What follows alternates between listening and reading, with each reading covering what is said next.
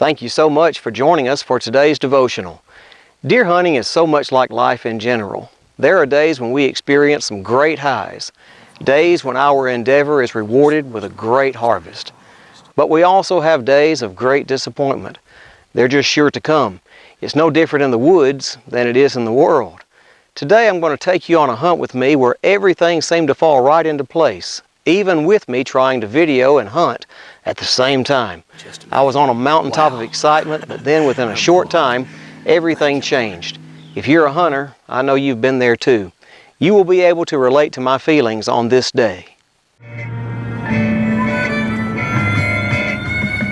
skies smiling at me, nothing but blue skies do I see.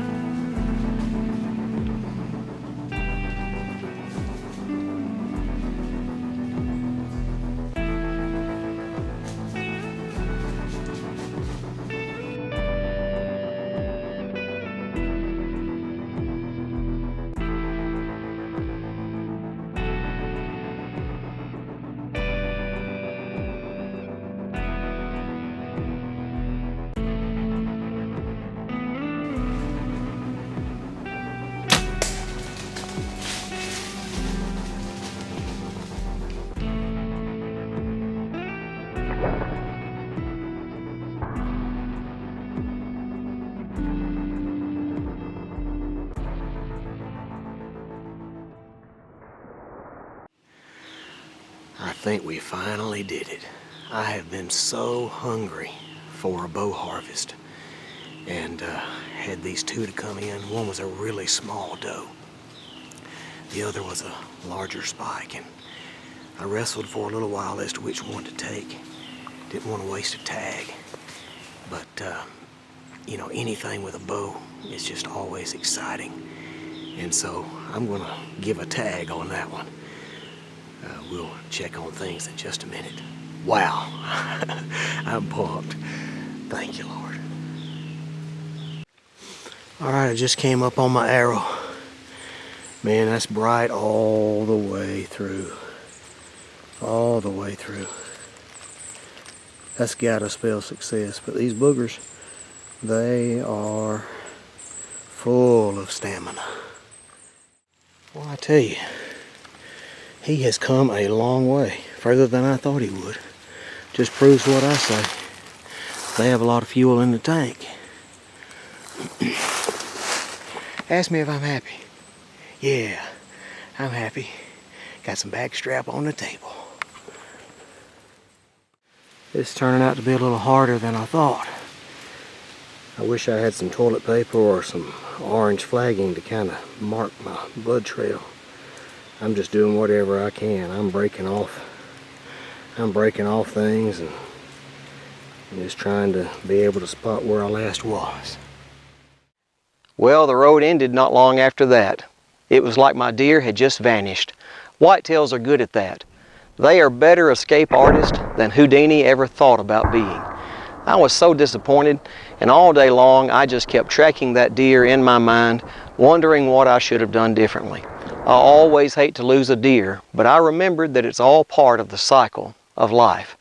God made me with the ability to be a predator in the woods, but on this day, I was the one who lost. I took comfort knowing that God has other predators who would soon enjoy the feast I missed out on. And I have learned from experience that it doesn't take His cleanup crew very long at all to arrive. It's amazing to see how everything works in a well-crafted, God-designed plan for His animals. Now let's leave the woods for some application in the world that we live in. Life will be full of disappointments. That's true even for the Christian. God does not shelter us from the lows of life, He simply uses them for our benefit. For one thing, it makes us long for heaven, where there will be nothing that ever gets us down.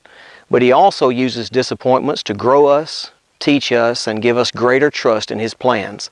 Ultimately, He is making us more like Jesus. In everything, disappointments and all, God is working for ultimate good, and we have to always remember that. Romans 8:28 says, "And we know all things work together for good to those who love God, to those who are called according to His purpose." I think of Joseph, who surely must have been disappointed in the way his life had gone after his dreams had promised that he would be elevated to great power. He is thrown in a pit by his brothers, sold into Egyptian slavery, falsely accused by a lustful woman, and then thrown into prison. But through God's great plan, he ended up being exalted to ruler over all of Egypt. And guess what?